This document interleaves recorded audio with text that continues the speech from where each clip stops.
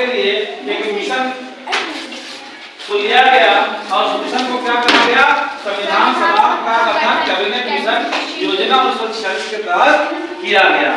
और खास यह है कि संविधान को जब लिखने का कार्य प्रारंभ किया गया तो हाथ से लिखा गया और हाथ से लिखने का जो काम किया वह प्रेम बिहारी नारायण राय,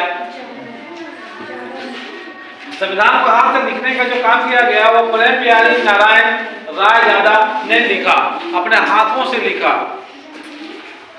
पहले के जमाने अब कंप्यूटर का उतना चलन था नहीं, इसलिए हाथों से लिखा गया, कलमबद्ध किया गया। अब चलिए अब आते हैं, देखते हैं। और हम सभी को पता है कि संविधान के निर्माता के रूप में किसको जानते हैं, डॉक्टर अम्बेडकर को। भारतीय संविधान का जनक इसको भी इसे कहा जाता है, और डॉक्टर भीमराव अम्बेडकर को। और इसी के तहत आता है प्रस्तावना। हम लोग का प्रस्तावना क्या है, हम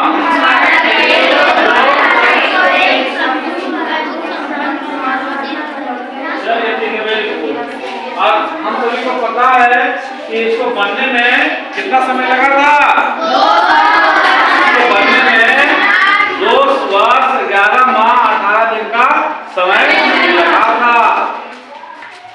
और संविधान की जो प्रस्तावना है वो संविधान का सारांश है, मतलब उसी में उसकी आत्मा छिपी हुई है। पूरा जो प्रस्तावना है उसको पूरे भारत के बारे में, जो संविधान है उसके बारे में चर्चा की गई है। प्रस्तावना की एक झलक में उसको टेलर मिल जाता है। और अपने संविधान की बात की जाए तो हमारा संविधान जो है, या भारत की जो संविधान है वो विश्व का सबसे बड़ा लिखित संविधान है। भारत का संविधान जो है वो विश्व में क्या है, सबसे बड़ा है। और खास बात क्या है कि यह सबसे बड़ा संविधान है, लिखित रूप से यह बड़ा संविधान है।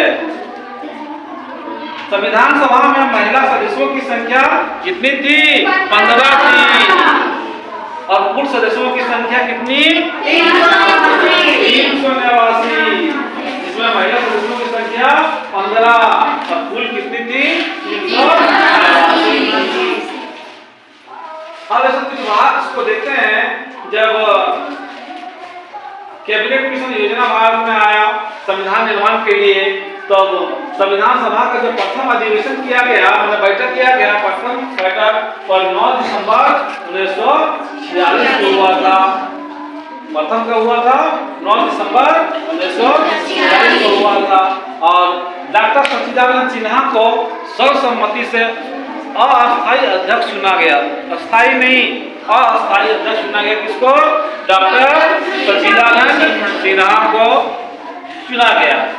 अब ठीक इसके 2 दिन बाद 11 दिसंबर 1946 को डॉक्टर राजेंद्र प्रसाद संविधान सभा के अस्थायी अध्यक्ष निर्वाचित हुए। 2 दिन के बाद क्या हुआ, डॉक्टर राजेंद्र प्रसाद को अस्थायी अध्यक्ष निर्वाचित किया गया। फिर 29 अगस्त 1947 को संविधान सभा का प्रारूप समिति का निर्माण किया गया। 29 अगस्त 1947 को क्या किया गया, संविधान सभा का प्रारूप समिति का निर्माण किया गया। फिर क्या हुआ, डॉक्टर अम्बेडकर इस समिति के अध्यक्ष बने। संविधान सभा द्वारा भारतीय संविधान को 26 नवंबर 1949 को स्वीकृत किया गया।